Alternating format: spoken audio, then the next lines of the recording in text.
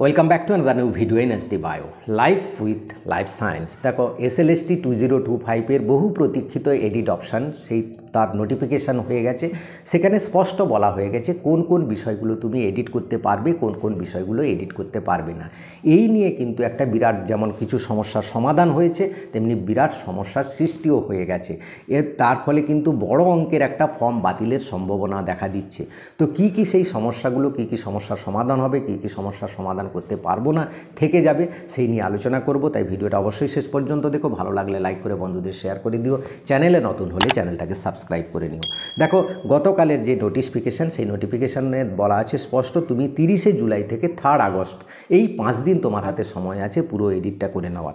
কি কি এডিট করতে পারবে? কোনো নামের ক্ষেত্রে তোমার যদি ভুল থাকে, তোমার নাম বা তোমার বাবার নামের ভুল থাকে, সেখানে এডিট করতে পারবে।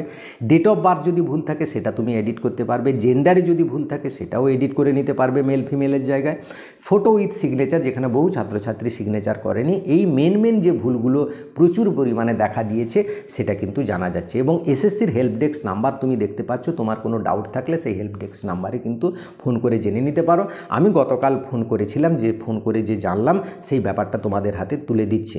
দেখো, এরপরে যে সমস্যাগুলো দেখা দিয়েছে, যে বহু ছাত্রছাত্রী কিন্তু যেখানে পাস কোর্সের নাম্বার দেওয়ার কথা সেখানে অনার্সের নাম্বার দিয়ে বসে আছে, যেখানে অনার্সের নাম্বার দেওয়ার কথা সেখানে পাস কোর্সের নাম্বার দিয়েছে, যার ফলে তাদের কি ফর্ম বাতিল হয়ে যাবে? এটা একটা প্রশ্ন আসছে।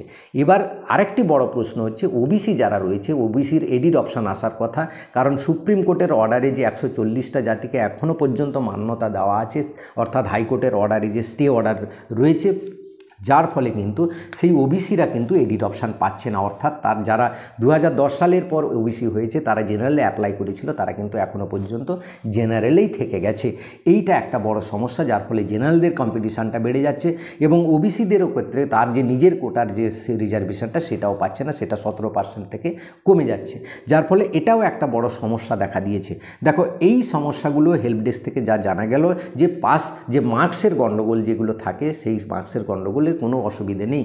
সেখানে তুমি ভেরিফিকেশানের সময় যখন যাবে তখন কিন্তু সেই মার্কসের পার্সেন্টেজগুলো কারেকশান হবে।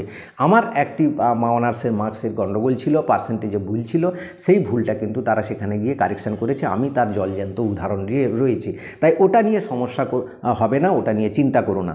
এবার দেখো, যারা ওবিসি রয়েছে তারা যেহেতু এডিট অপশান করতে পারছে না, অর্থাৎ সুপ্রিম কোর্ট বা রাজ্য সরকার বা SSC দেখে নিতে চাইছে আগামী 2 মাসের মধ্যেই যে হাইকোর্টের রায় শুনানি রয়েছে ওবিসি নিয়ে, তার একটা ফাইনাল রেজাল্ট পেলে তবে গিয়ে ওবিসিটাকে 17%-এ ভাগ করবে A এবং Bতে। তাই হয়তো এডিট অপশান দেয়নি। এখনও তোমরা সেই জেনারেলে পরীক্ষা দাও, পরীক্ষার পরে হয়তো ভেরিফিকেশনের সময় তোমাদের হয়তো নিজের কোটাতে ফিরিয়ে নিয়ে যাওয়া হতে পারে, এটা আমার অনুমান।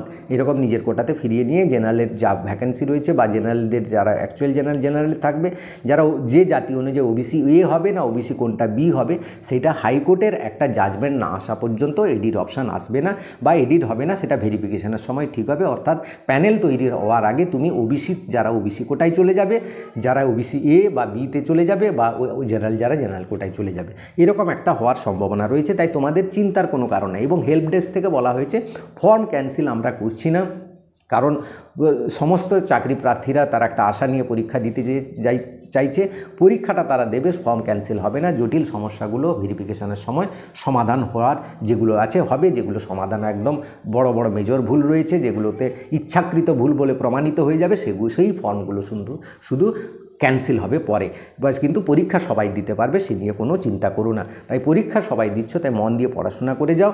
পড়াশোনা ভালো যে করবে সেই কিন্তু ভালো রেজাল্ট করতে পারবে। এই ছিল আজকের ভিডিওটা ভালো লাগলে অবশ্যই সবাইকে শেয়ার করে দিও। Thank you for watching.